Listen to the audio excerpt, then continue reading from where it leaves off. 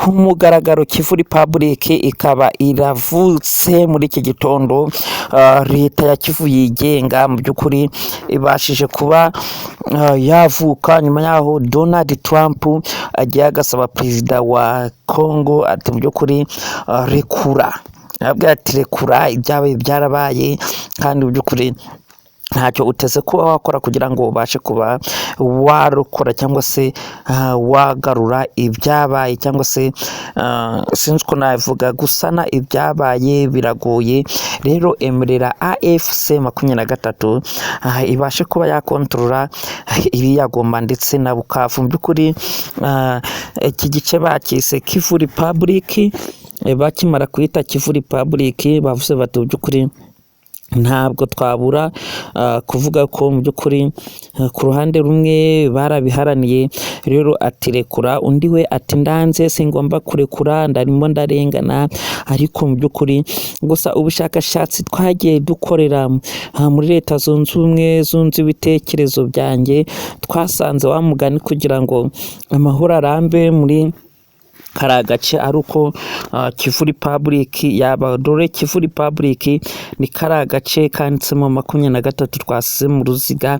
Rero aka gace niko Donald Trump arimo avuga ati ese mu by'ukuri kurarwana n'iki, rekura ubundi ibintu bashe kuba byagenda neza. Nyaboneka twakomeje kubasaba gukora subscribe, like, share na comment, kandi wifuza ko hari ibindi twakongeramo, wifuza ko hari ikindi twakora kugira ngo ibintu bijye bibasha kuba byabageraho neza kandi bitunganye, mwabasha kutwandikira muri komenti, ubundi ibintu bikaza bigenda neza. kandi nyaboneka uramutse wifuza kubana natwe, uramutse wifuza kwamamaza, ibyo ngibyo tubigufashamo, ubundi ibintu bikagenda neza. Gusa amahoro n'urukundo, imbaraga, umunezero, ndetse sinzi ko nabivuga, ibintu byose bituruka kuri Nyagasani byiza bize kubana namwe, bize kubabaho. kandi abakeneye ibyo kurya muze kwibona, abakeneye amacumbi muze kuyabona, abakeneye amafaranga muze kuyabona, abakeneye amahoro muze kuyabona, abakeneye ibyo kurya, abakeneye imyambaro, buri wese nibyo akeneye aze kubibona. Rero nshuti bavandimwe, twari turimo tubabwira iki gitondo uko bigendekeye kiriya gihugu cya twise Republic of Kivu cyangwa se Kivu Republic. Gusa mukomeze muryoherwe, munezerwe, bidasubirwaho Kivu Republic iravutse.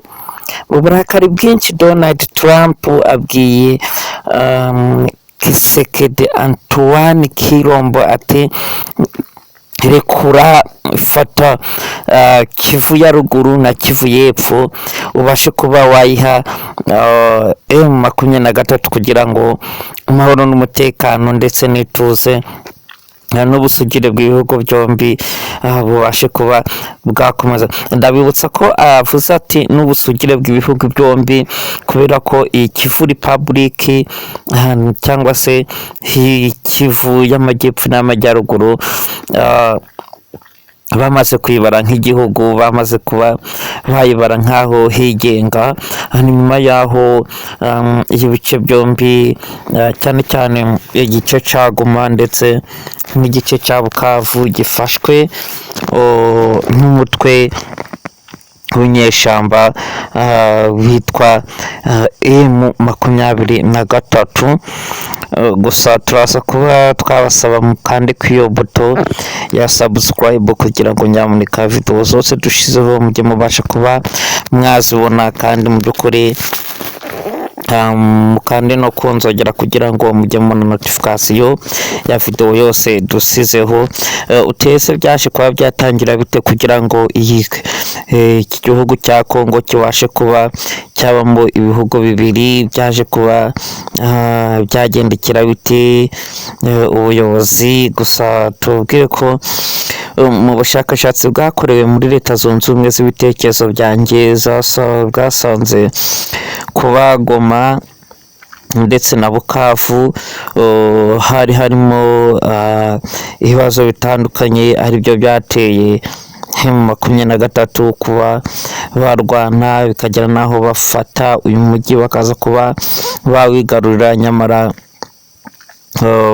bakavuga bati reka iki gihugu ni kinini kizagabanywamo kabiri, abandi bati nta kibazo ubunini bwacyo sibwo bwatuma kigabanywamo kabiri, mu gihe abafite aka gace cyangwa se abakontorora aka gace bavuga bati by'ukuri turashaka uburenganzira bwacu, uburenganzira bw'abanyekongo bavuga ikinyarwanda, uburenganzira. Ese ukumva abantu barimo baravuga mu by'ukuri ni ibiki twakora kugira ngo abantu babashe kuba batekana, ni ibiki twakora kugira ngo abantu bagire ihumure, mu gihe ku ruhande rw'abayoboye igice cya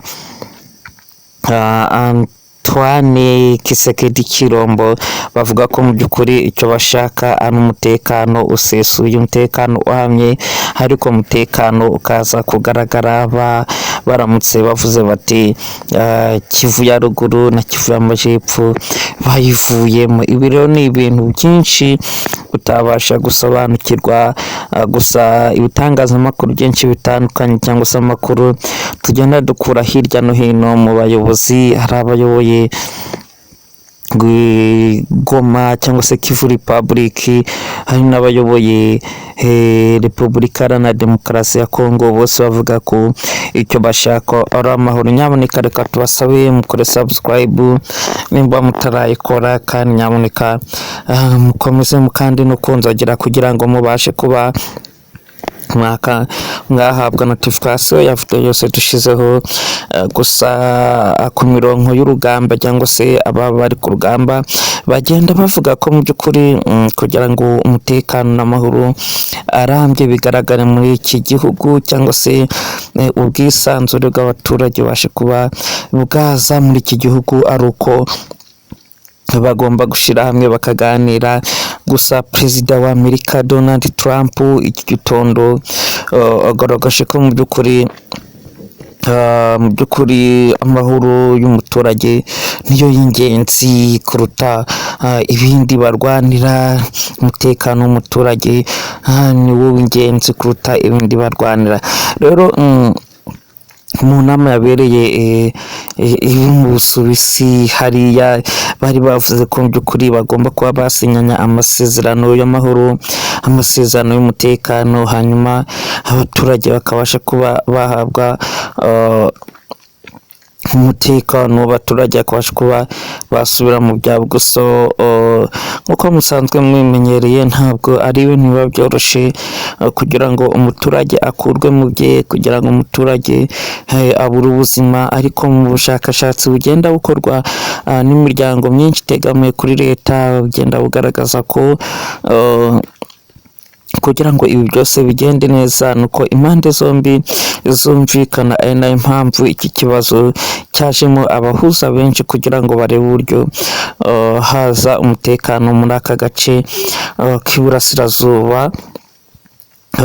Rero usibye Donald Trump hari n'abandi benshi nka perezida wa Angola, wa Afurika y'Epfo Ramaphosa, ndetse na benshi bagiye bajya muri ibiganiro kugira ngo bashe kuba bareba neza nimba ibintu byagenda neza.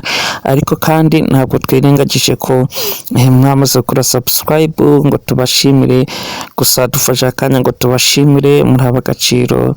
Imana ibahe umugisha, Imana ibahe imbaraga, kandi mu by'ukuri Imana ikomeze kubaha ibyo mwifuza.